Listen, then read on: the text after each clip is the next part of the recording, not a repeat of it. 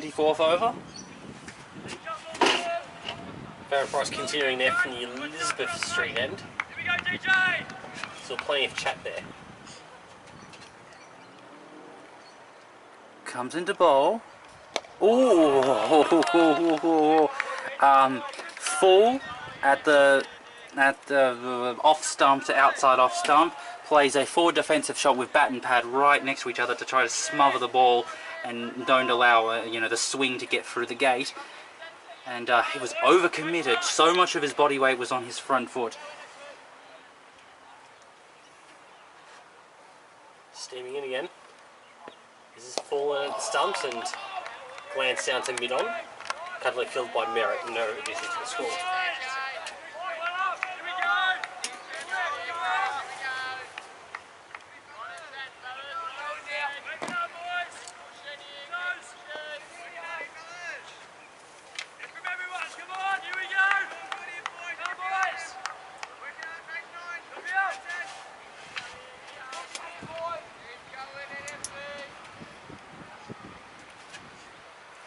Alright, comes into bowl and plays it off the back foot, and it's fielded by mid-off. Good stuff there. So the 24th over. And just a score update from across the road, for those who are wondering.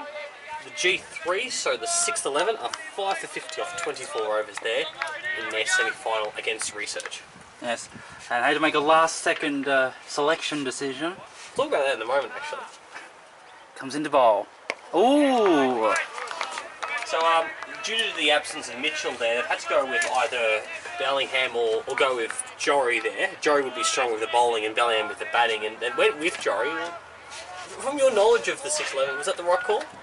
From my zero knowledge, I'd say that probably I would have gone for more batting, just because Margaret Oval has had some low-scoring games, so you want to bolster your batting as much as possible. Comes into bowl. Just pushed out to back the point for no run. He's probably the safer option there to go with the extra batsman. So though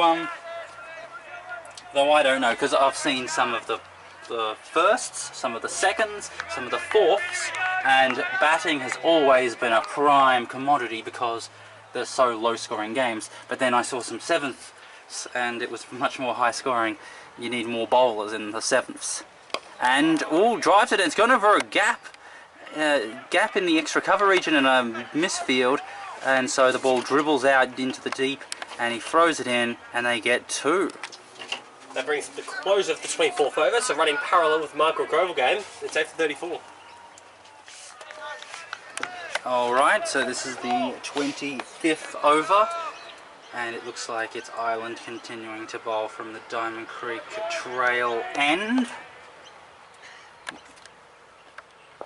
See, with the same feel he's had for a while there, as he comes in. Is this fallen?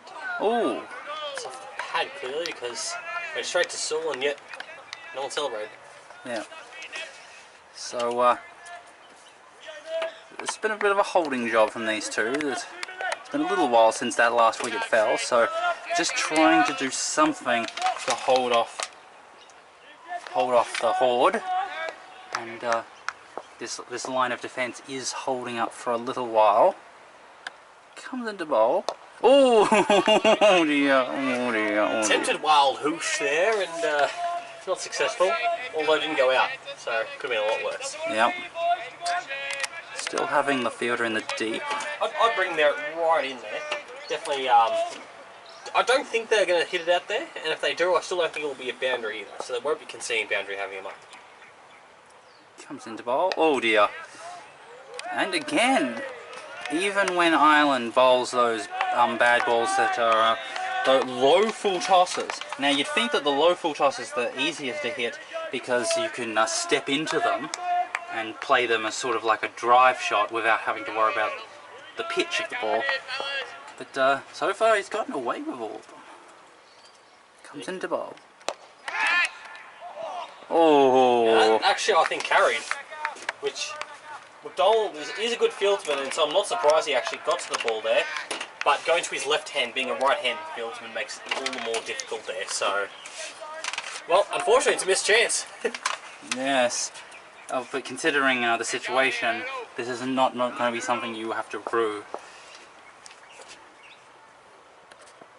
Ooh, well, yeah. Not out is the end result. Yes.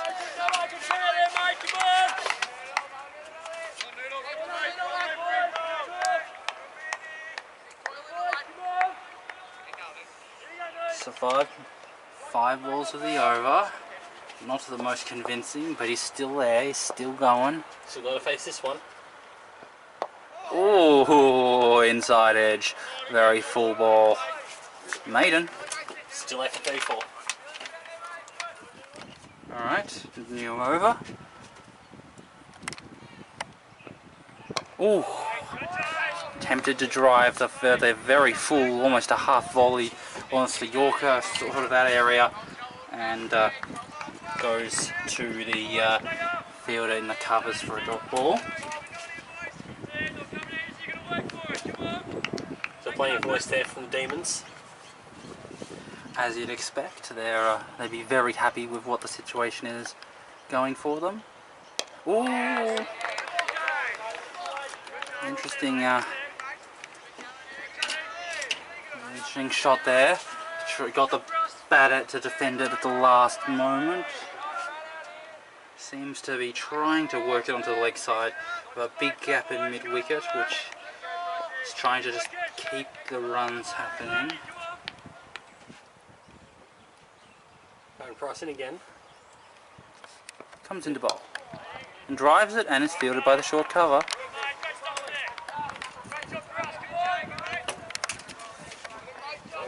Similar lull to what we had during the 6-wicket partnership, isn't it? It's not necessarily anyone losing control or anything like that. Diamond Creek certainly have well control of this match there, but Hill Park holding out. It's exactly what they need to do if they're going to get to any sort of score. Comes into bowl. Oh, okay, left alone. Certainly, from what I've seen so far, Diamond Creek have this really good mindset that even when they're not getting the wickets, even when the the half chances and the quarter chances aren't happening every over, they seem to be very, very disciplined enough to just keep at it. Comes Good example, nice and full. yeah, and so there's not this sense of just wondering or getting a bit desperate or thinking that they're doing something wrong. They're sticking to their guns, just doing what they know will be successful, and they're just patiently waiting for Mill Park to make mistakes. This is the kind of professional style of bowling and fielding that makes for champions. Ooh, and he goes for the leg glance, and they get a single. So Bain gives him the opportunity to face the start of next over. The Tigers are 8 for 35. Alright, so a change of the bowling. Well, left arm fast medium. Saul back on. 27th over at the Diamond Creek trail end. Probably not contempt enough with just letting it drag on to tee there. Not looking towards someone like a Watson or a Merritt, bringing on Saul back to get these 9th and 10th wickets. So it looks like they've decided to stop strangling the snake and step on its head. Comes into bowl. Ooh! And yeah. Has to be a couple of armpits there from up high, Norman. So trying to figure out a way to blast out these last 2 wickets and get off the ground. So this has gone on for long enough. Point and cover are about 5 metres back than they normally would be. This comes in, this is full and driven and out to that point, and fumble leaves the door ajar for 2, and good running. Coming back for 2 there. This is pretty similar to the start of Saul's first spell there, just a couple of loose deliveries. Finding runs either through the extras column or through the bat. Nothing to worry about from a Diamond Creek point of view, of course.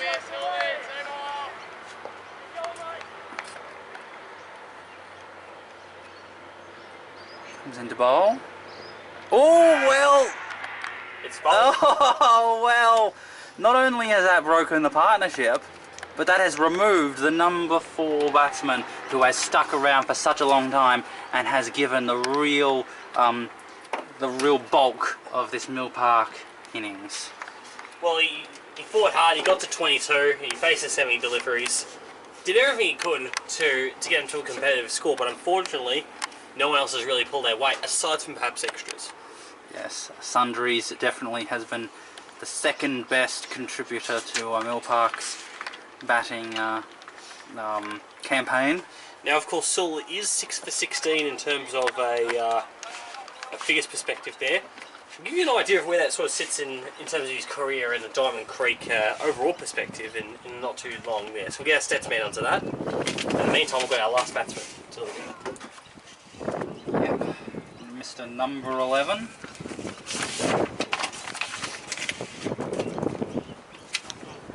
And a gentle breeze is moving across the ground now. Let's just see where it's coming from. So it's coming from the east. The east? Something around the east. Well, during your old school days, it rises in the east and sets in the west. Do you remember? Yes, and so the east would be to the left of screen, and the west would be to the right of your screen. Now, to give you an idea, this is Sewell's career best figures. His previous 5 for 11 versus Rosanna. Comes into bowl. Oh, drives it, and it's fielded by mid-on. That was, of course, last season. He got those figures there, so we got a career best 8 for Sewell, and no better time, of course, to do it than a final. Give you an idea of where he could sit in a moment. So, 2 slips, gully, point, short cover, mid-off, mid-on, sort of mid-wicket, and then fine leg. Comes into bowl, and leaves it alone. So, we've got 2 batsmen out there, number 10 and number 11, and both have not scored a run. So to give you an idea where it sits overall, currently Sewell is 6 for 16. This is currently the 25th best figures of all time from a Diamond Creek player. 25th best. Got the opportunity to rise right up though, into a top 10. Comes into bowl, and leaves it alone. To give you an idea, if he got one more right now, he moves into number 7. So he's got an opportunity to be amongst some of the premier bowlers in Diamond Creek's history. All he's got to do is get the number 11 out. Yeah. And the score is 9 for 38. 9 for 38. 9 for 38. Comes into bowl. Oh, well, that looks like a very good number 11 sort of batting style there. That's the end of the over, and you definitely know what the score is. So, the number 10 to face, Farron Price. And cuts it. And it goes through the gap in the cover point region, and the fielder at cover has to chase it down into the cover boundary. They've gotten 2. What are they going to do? Going to come back to 3, and it's a good throw, but couldn't save the 3rd run being made. It's the first 3 of the innings so far. The closest we've had is the wide where they ran 2. And he's off the mark. So very nice. Can they make it to half century? Well, they're still on the lowest score of the summer. Of course, had 44 by the 4th Diamond Creek 11 against Lower Plain. Still got to beat that. Yes. Comes into bowl. Ooh.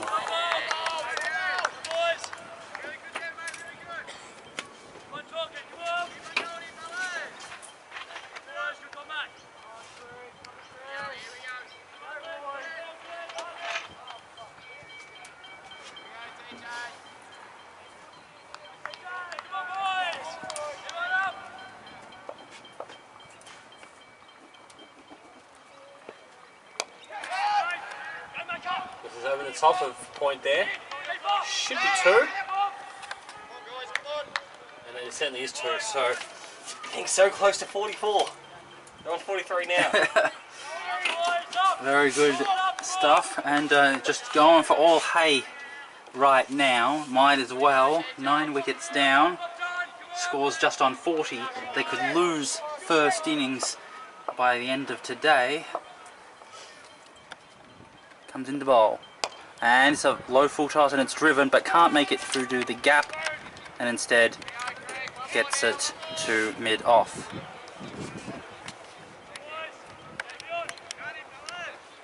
So all up against the Hemel Park, and for their sake, they've just got to find a way to start forcing the game here. It probably has to be with the ball. They have to find a way now.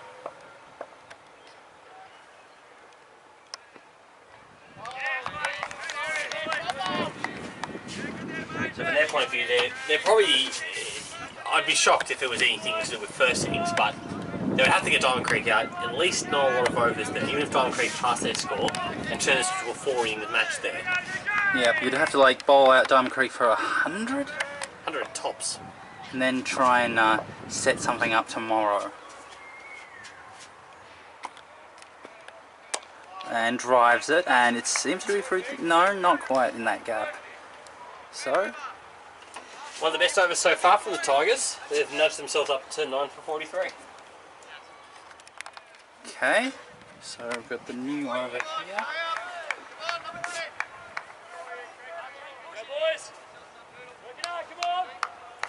This is the 29th over, so the scheduled lunch break is not far away, about half an hour. Still in, and this is 15 minutes.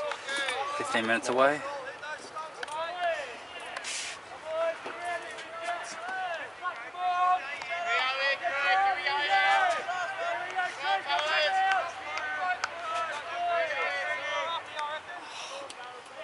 So, as we know, Saul's just within range there of some fantastic feats in terms of an overall club perspective, but he still needs to get this last one. He comes in, it's full, and it's driven back to mid-off. No run.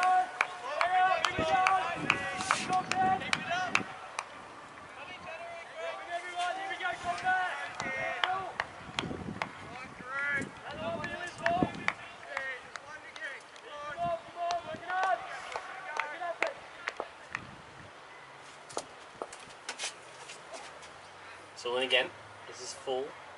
He washed through to Tony behind the stumps.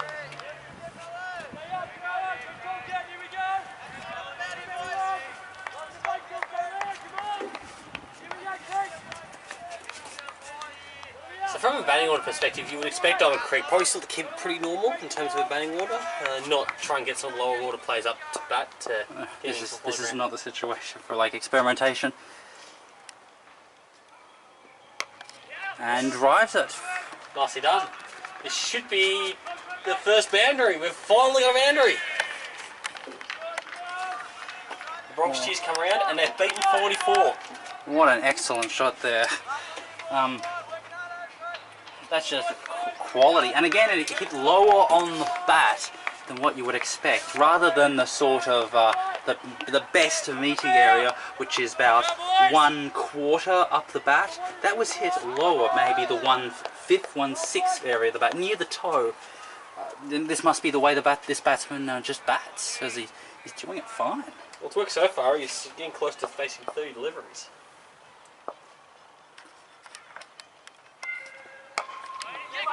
Oh, more runs here. And what's that sound in the background? Is that... That's Mr. Whippy. Oh, ice cream. So that was 2. Brings the score to 49. Now, I happened to be around the nets of Coventry Oval, and I got to have a listen to what pump-up music the Diamond Creek players were playing as they were getting into their warm-ups. And I'll reveal this in the next over. The last ball, this is Saul bowling full, and fortunately it's not a wicket, otherwise there's not been an opportunity. End of the 29th, Mill Park's 9 for 49. This is the 30th over. Running out of time before the lunch break happens. So Farron Price in again. Does a steady job, even though the wicket column hasn't necessarily featured him. Bowling to number 11. And whoa, low on the bat, and a nice drive for a low full toss, and they get 1. So it brings up the 50 there for Mill Park. It's still not a score to defend. No. So the question would be for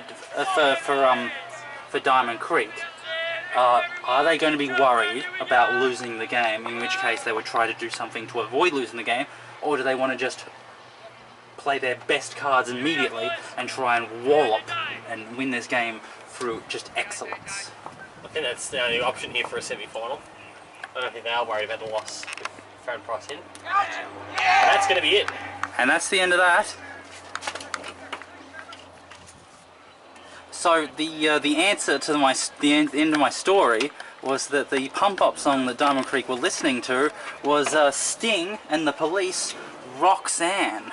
That's what Diamond Creek listened to get ready for this game. Well, one day I'll show you the fitness routine you have to do to the song Roxanne. It's not fun. But in more relevant situations, we've got an even 50 at Mill Park have to somehow try and defend here across this afternoon and potentially tomorrow, depending on how Diamond Creek play. Now, well, I just have to check what the rule is. What are they doing? Are they going for lunch? What is the time? Well, they do have lunch at 3:05 local time. And it is 3:05 right now. So that will be it for the session. So when we come back after tea, from Diamond Creek batting, Mill Park somehow have got to try and get these wickets. Yep. Alright, we'll take a break now. And we might just watch the Diamond Creek players receive a round of applause as they walk off. And very nice 12th manning there, handing out some beverages. Are they going to receive a nice round of applause as they walk off the ground? Here they are, they're approaching the gate. Probably not the size of the crowd there to get a massive round of applause, but all up, it's been fantastic today. I can't hear anything. Oh, just a nice high five from that guy in the black shirt. Very nice.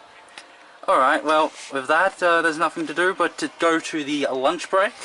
And so we'll continue this broadcast after the lunch break's over. This is Channel 8, the local sports network. We are watching the semi-final of the F2 grade, Diamond Creek 1 versus Mill Park. Here at the Coventry Oval. I did a survey and found that everyone wanted hot dogs. I'm a vegetarian. It's too late to cast your vote. Hot dogs it is. Where are they? Well, the survey was phase 1. I'm hoping to get to phase 2 sometime in the next quarter.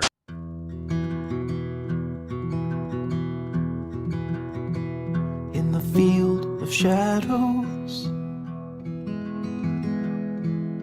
where flowers stand like trees, by the cover of a willow, he got down on his knees.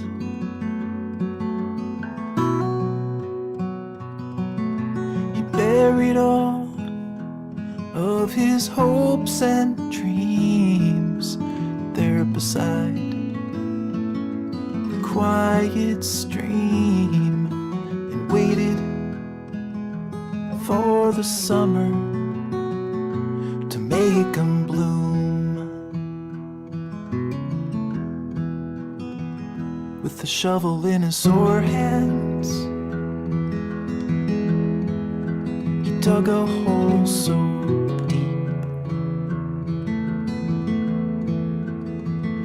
took his dream plants and sat him down to sleep.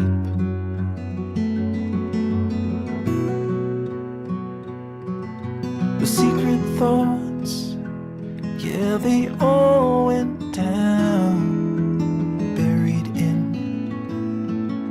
the stony ground, and waited for the summer to make 'em bloom.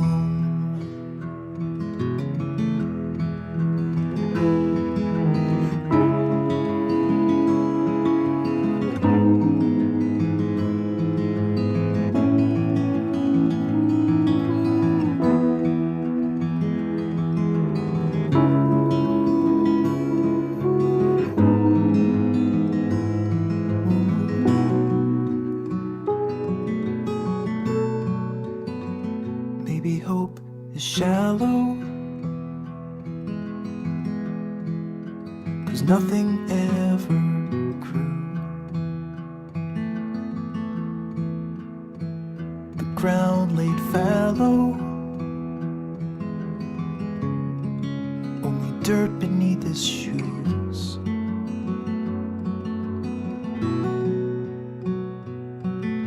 Some dreams are just meant to stay alone inside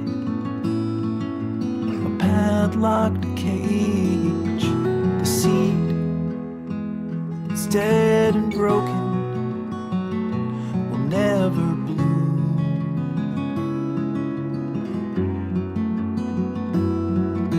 The seed that's dead and broken will never bloom.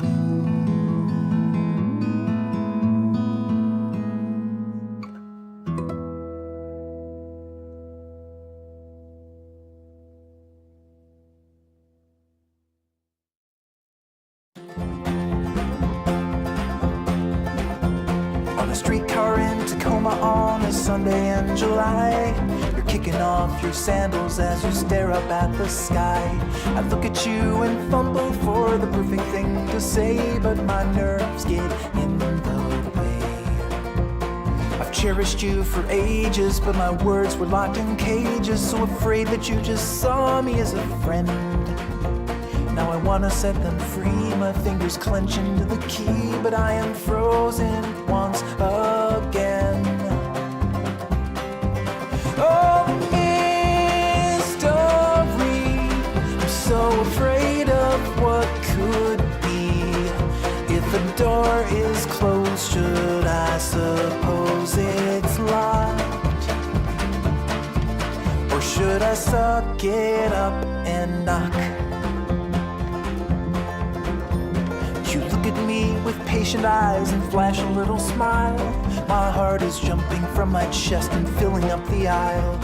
I've done the calculations and I've studied all the signs, and I've read between the lines. What if I'm mistaken? What if all of this was taken out of context and I blow it all apart? Would I baffle and confuse you? Would I break it all and lose you at the end before we ever got to start? Oh, mystery, I'm so afraid of what could be. If the door is closed, should I suppose it's locked? Or should I suck it up and knock? So many summers in a time so long ago, we were kids and nothing mattered in the sunshine on the coast. I never would have planned it, but the feeling still expanded into more than just a friend that I adore. Oh, the mystery, I'm so afraid of what could be. If the door is closed, should I suppose it's locked? Should I suck it up and knock? So afraid that you will walk.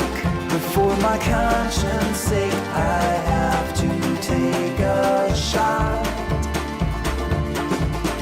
Gonna suck it up and